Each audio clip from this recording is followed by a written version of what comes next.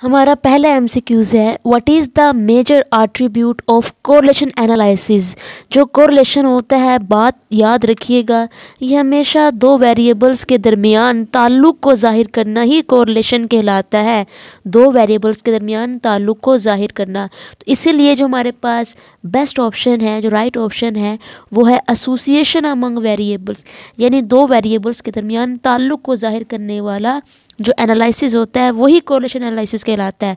Difference among variable नहीं, regression भी नहीं, ना ही वेरिएशन, बल्कि एसोसिएशन, ताल्लुक एसोसिएशन ही कहलाता है। इसलिए हमारा पहला जो ऑप्शन है वो ठीक है। हमारा सेकंड एमसीक्यूज है, what is the name of the conceptual framework in which the research is carried out. ये जो कंसेप्चुअल फ्रेमवर्क होता है ना, ये हमें बताता है कि हमने कैसे रिसर्च करनी है। तो इसीलिए जो इसका राइट ऑप्शन है वो रिसर्च हाइपोथेसिस तो बिल्कुल भी नहीं है, और सिनॉप्सिस ऑफ रिसर्च बिल्कुल नहीं है, रिसर्च पैराडाइम भी नहीं है, वो तो लिमिटेशन या डीलिमिटेशन हो जाएंगी। लेकिन जो रिसर्च डिज़ाइन है यही इसका राइट ऑप्शन है। ठीक है जी। अब हम बात कर लेते हैं कि which of the following features are considered as critical in qualitative research. अब क्वालिटेटिव रिसर्च के अंदर इनमें से कौन सी बात है जो नहीं शामिल होती, यानी कौन सी बात क्रिटिकल है, शामिल करने के काबिल नहीं है। तो design sampling with probability sample technique से बिल्कुल ठीक है।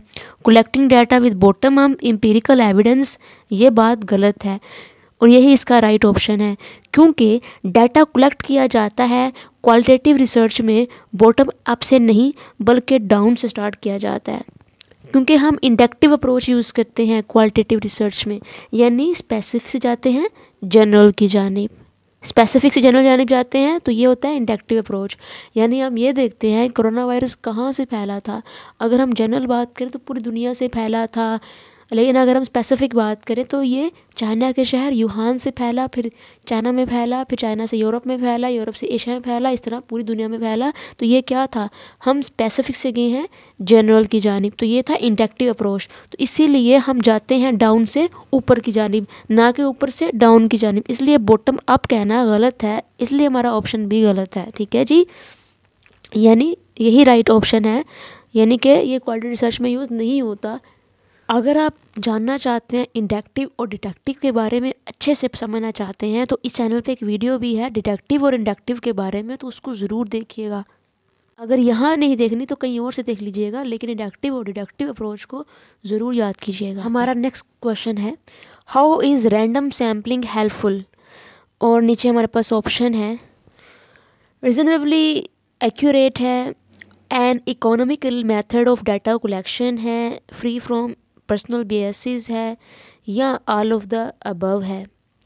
इसका जो अगर हम देखें ना कि रैंडम सैम्पलिंग जो है वो किस लिहाज से ठीक है, तो ये तीनों ऑप्शन ठीक हैं, इसलिए ऑल ऑफ द अबव जो है वो ठीक ऑप्शन है, क्योंकि ये रीज़नेबली एक्यूरेट भी होती है, इकोनॉमिकली भी फ्रेंडली होती है, और पर्सनल बियास भी इसमें नहीं होता, तो इसलिए all of the above is the right. और अगर आपने देखना है कि सिंपल रैंडम सैम्पलिंग और नॉन रैंडम सैम्पलिंग्स, जो नॉन प्रोबेबिलिटी सैम्पलिंग, उन तमाम की वीडियोस इस चैनल पे है, आप देख सकते हैं। अब नेक्स्ट क्वेश्चन है, in order to pursue the research which of the following is primarily required. वो कहता है कि हम जब शुरुआत करते हैं रिसर्च की, तो कौन सी चीज़ सबसे ज़रूरी है शुरुआत करने के लिए रिसर्च की। तो पहला जो ऑप्शन है वो है डिवेलपिंग अ रिसर्च डिज़ाइन, दूसरा है फार्मुलेटिंग अ रिसर्च क्वेश्चन, तीसरा है deciding about the data analysis procedure, और चौथा है फार्मुलेटिंग अ रिसर्च हाइपोथेसिस है। देखिए, ना ही तो हम पहले डिज़ाइन तैयार करते हैं, ना ही पहले हम हाइपोथेसिस तैयार करते हैं, और ना ही हम एनालिसिस करते हैं डाटा की। पहली चीज़ हमें चाहिए है वो क्वेश्चन चाहिए है, प्रॉब्लम आइडेंटिफाई करना, क्वेश्चन तैयार करना कि मैं रिसर्च कर क्यों रहा हूँ, क्या क्वेश्चन है मेरे पास, क्यों कर रहा हूँ, मेरा रिसर्च क्वेश्चन क्या है, यही पहली चीज़ है। अब हम बात करते हैं, the format of thesis writing is the same as in. जो हम थीसिस राइटिंग करते हैं वो किस चीज़ के साथ सेम मुताबिकत रखती है। तो इसका जो राइट आंसर है वो है द रिसर्च डिसर्टेशन। जो हम डिसर्टेशन करते हैं वो थीसिस राइटिंग के साथ बिल्कुल सेम मुताबिकत रखती है, क्योंकि वो एक ही चीज़ के दो नाम हैं, डिसर्टेशन और थीसिस राइटिंग। हमारा जो ऑप्शन सी है वो राइट आंसर है।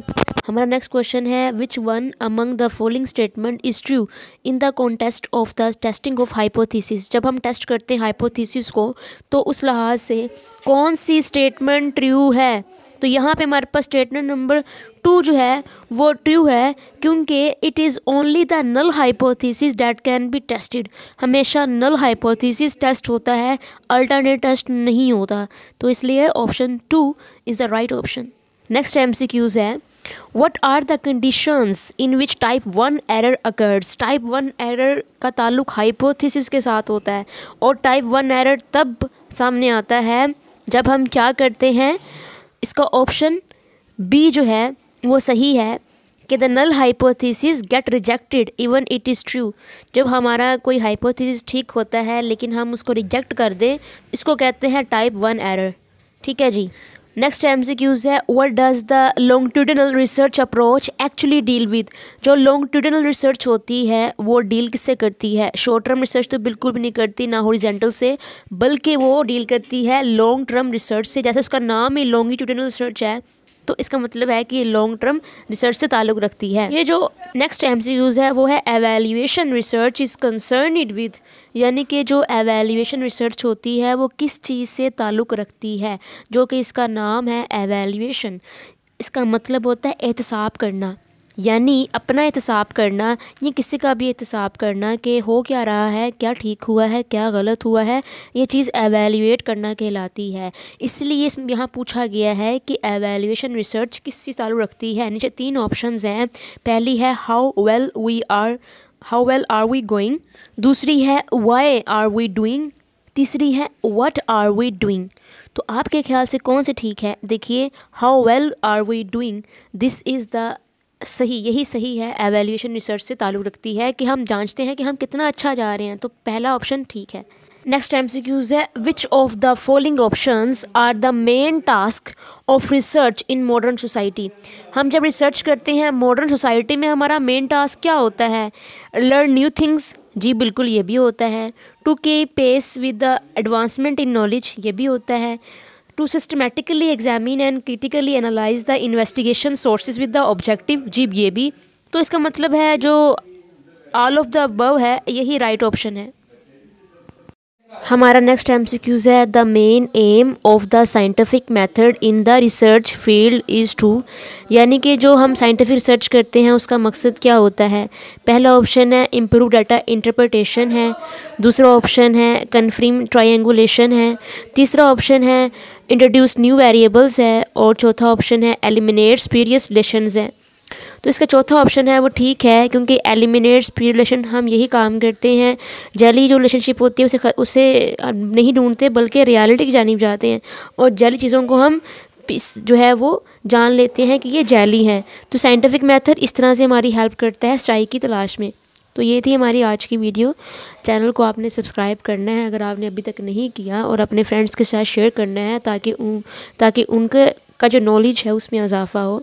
तो अल्लाह हाफिज़।